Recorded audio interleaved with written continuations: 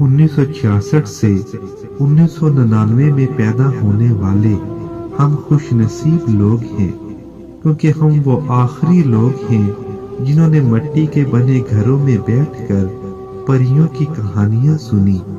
हम वो आखिरी लोग हैं जिन्होंने बचपन में मोहल्ले की छतों पे अपने दोस्तों के साथ रवायती खेल खेले, बारिश में मोहल्ले के दोस्तों के साथ सड़कों पर क्रिकेट खेली, बसंत के मौसम में पतंगे उड़ाई, लट्टू भी चलाए, गुल्ली डंडा भी खेला, टीपू गरम भी खेला और अपने वालिदैन, बहन भाई और रिश्तेदारों के साथ कैरम, लूडो भी खेला। हमारे जैसा तो कोई भी नहीं। हम वो आखिरी लोग हैं जिन्होंने मोहल्ले की लड़कियों के साथ भी खेला, झूले भी झूले और उनकी गुड़ियों की शादी में शिरकत भी की।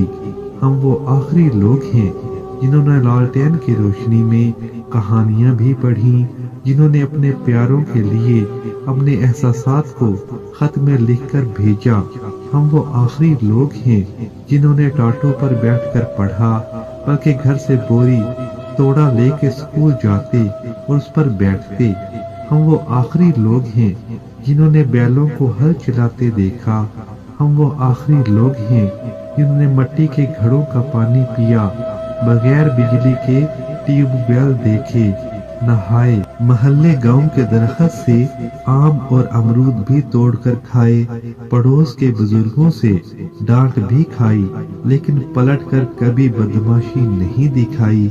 हम वो आखिरी लोग हैं जिन्होंने ईद का चांद देखकर तालियां बजाई और घर वालों, दोस्तों और रिश्तेदारों के लिए ईद कार्ड भी अपने हाथों से लिखकर भेजे।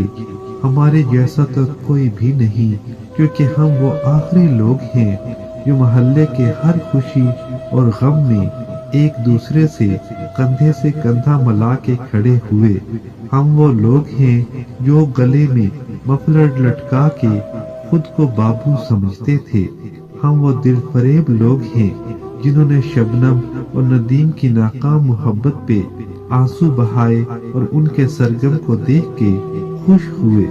हम वो आखिरी लोग हैं जिन्होंने टीवी के एंटीने ठीक किए, फिल्म देखने के लिए हफ्ता भर इंतजार करते थे। हम वो बेहतरीन लोग हैं जिन्होंने तख्ती लिखने की स्याही गाढ़ी की, जिन्होंने स्कूल की घंटी बजाने को एजाज समझा। हम वो खुश नसीब लोग हैं जिन्होंने रिश्तों की असल मिठास देखी। हमारे जैसा तो कोई भी नहीं।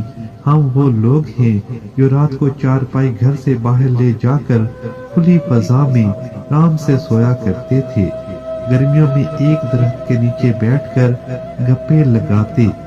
कभी वो भी जमाने थे, सब छत पर सोते थे। बहुत खूबसूरत खालत रिश्तों का दौर, लोग कम पढ़े लिखे और मुखलस होते थे।